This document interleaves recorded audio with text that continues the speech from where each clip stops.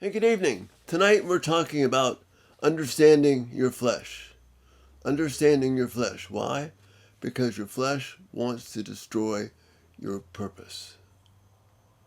We have to understand our flesh because our flesh wants to destroy and undermine our purpose, our God-given purpose. The flesh refers to the entangling remnants of a crucified sinful nature that remain in our physical bodies. It wants to destroy your purpose. We need to be self-aware so we can know the difference when we're being called to by the deceptive flesh or by the power of the Spirit. Remember, your purpose were to rule over, take dominion, care for, nourish what God has made, both for all the planet and for you and me in our corner of that planet. There's things like families, whatever relationships we have, our sexual desires, our pleasures, our worship, everything. We're to take dominion of those things.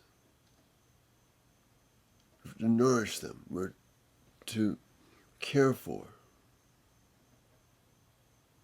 Bring the rule of God to bear in good ways everywhere we go. We must be self-aware. Are we listening to the flesh or the Spirit? You see, Galatians 5 talks about this epic battle, that our flesh is at war with the Spirit. Ephesians 2 describes this, first 3 verses.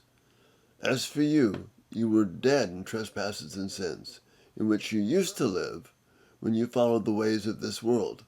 The way is the flesh, and the ruler of the kingdom of the air, the Spirit who is now at work in those who are disobedient.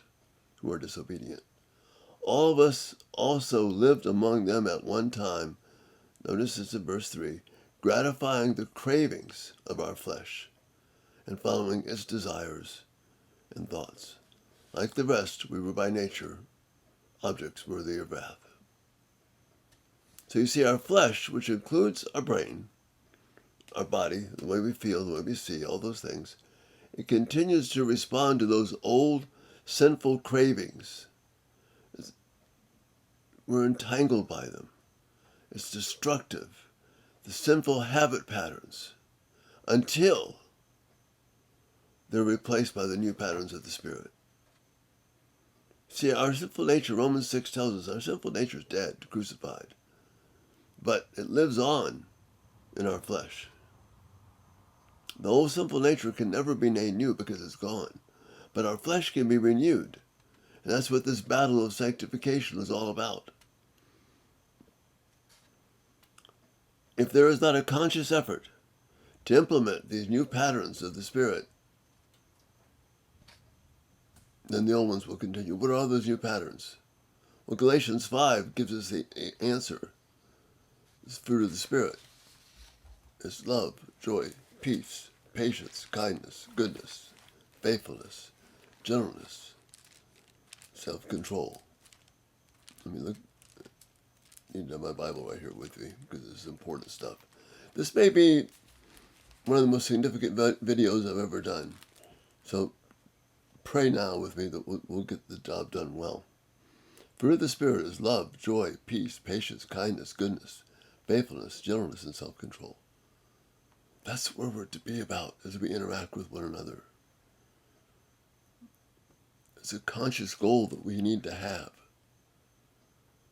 It's a great passage just to lay out, are you being dominated by the Spirit's fruit or the cravings of your flesh? Galatians also describes what these cravings are.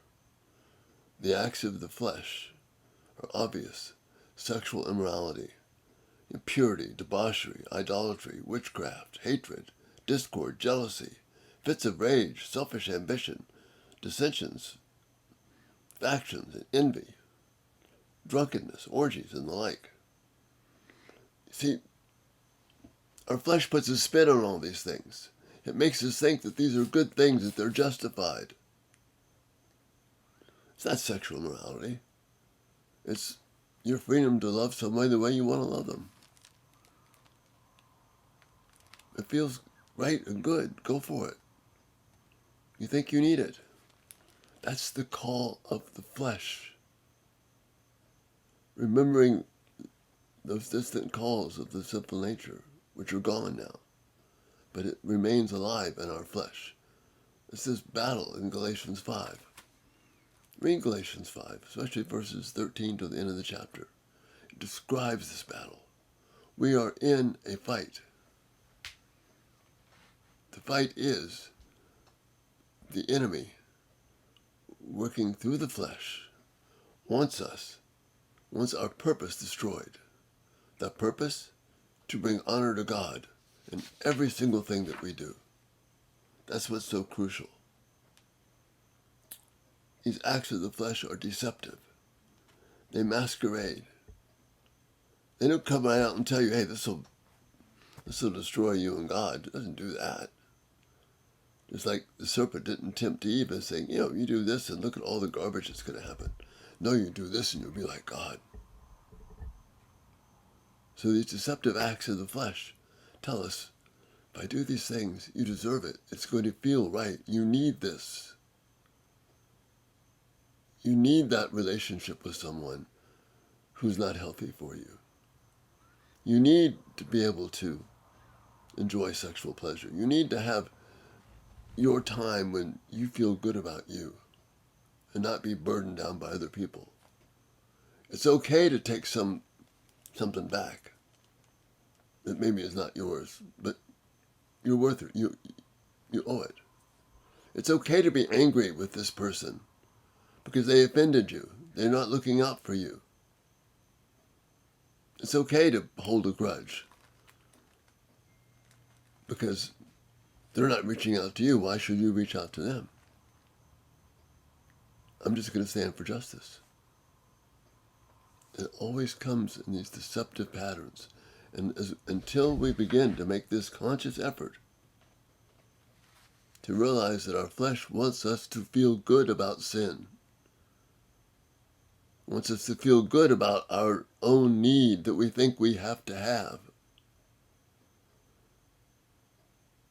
But the test is there true love?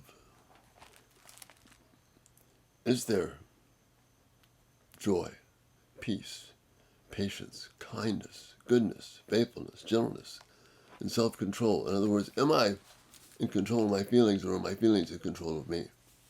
See, what we've been talking about here is when the Spirit of God is at work.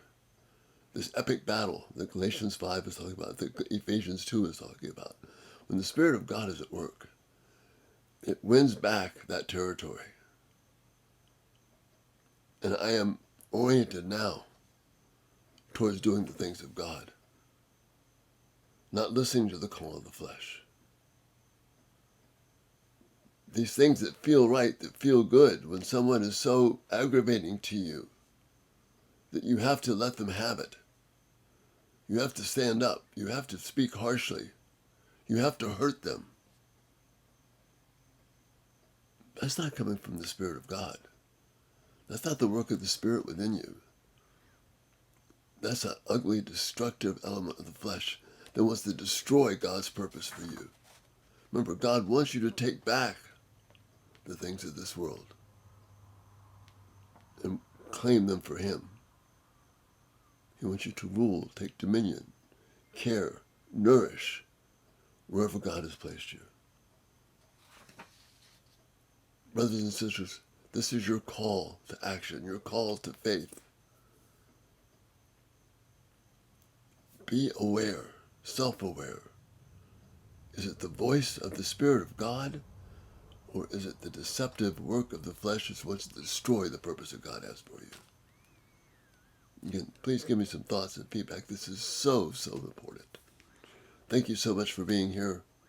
And Lord willing, next time we'll be looking at the wonders of the new heart. But we've got to get this down.